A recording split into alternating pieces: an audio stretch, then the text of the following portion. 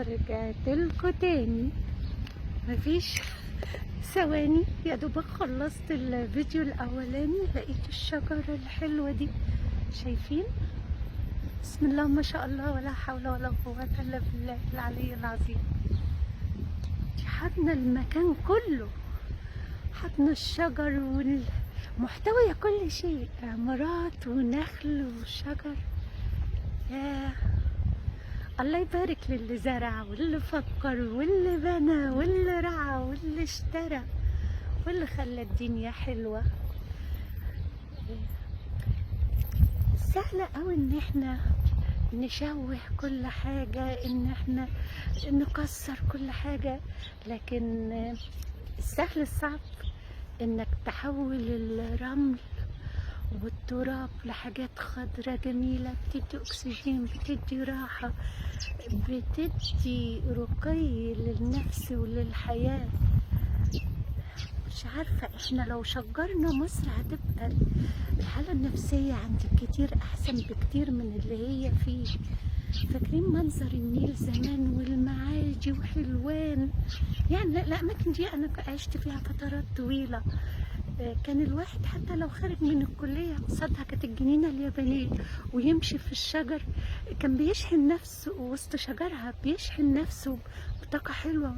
والشوارع كانت مليانة شجر زي اللي موجود هنا وشجر تاني، ودلوقتي كده والمعادي ودجلة. مش عارفة ليه الشعب المصري دلوقتي بقى يهتم ببيوت طويلة صماء كده غريبة، كلها حجارة، كلها مش بلكونات مرسومة بشياكة زي زمان. يا رب ترجع لمصر الشعب المصري كله تقديره للجمال والفن العمار واللاندسكيب. يا رب. شوف انا ما زلت طبعا في البي 2، البي 2 والبي 1 والبي 3 هتلاقوا نفس الشجر بنفس العمر والاطوال. يمكن مجموعات، واعتقد البي 6 كمان لانها مزروعه معموله برضو من زمان. الاماكن القديمه هتلاقوا الشجر ده فيها. ده احنا عندنا في البي 1 بس يوم كده انزل تحت البيت واصور لكم يجنن، والوان بقى داخل الاصفر على الاحمر على البينك على البامبا الفاتح على الفوشيا، تشكيله ترد الروح. شايفين هناك؟ تخيل كده لما تصحى الصبح تفتح شباكك بلكونتك تنزل تتمشى تلاقي الجمال ده. هتنسى حاجات كتير، هتنسى وجع العظام، هتنسى المشاكل بتاع الحالة الاقتصادية والاجتماعية وكل الحالات. عيشوا في الحالة الطبيعية لحد ما تتغير الأحوال التانية. الطبيعة بتصالحنا، احنا بس نتصالح معاها ومع انفسنا ونحافظ عليها. ابرد كده واجيبها لكم على بعد شويه وتشوفوا جمالها.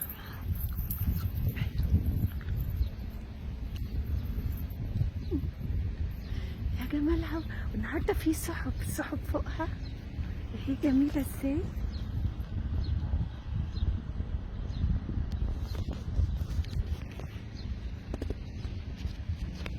بسم الله ما شاء الله، ولا حول ولا قوة الا بالله العلي العظيم. مش عارفة يظهر حاجة، ايدي عملت حاجة والنضارة.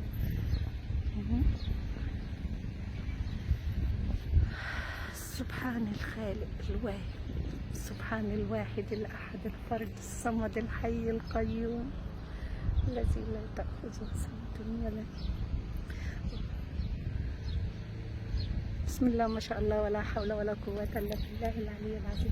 الجو النهارده خرافي، بس على الله بقى ما يخرفش ويقلب، على الأقل يخليني استمتع بيه شوية وبعدين يمطر. أنا جاية مستعدة للمطر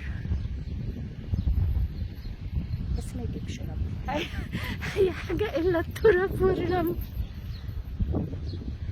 في أول الوايت جاردن وأنا داخلة في شجر أحمر حلوة قوي، بس أنا ما صورتوش، مش مشكلة بعدين بقى، أو هتلاقوه في الصور كصور. يوم سعيد على الجميع وعلى الطبيعة وعلى البشر وعلى كل ما خلق ربنا. باي، مع السلامة.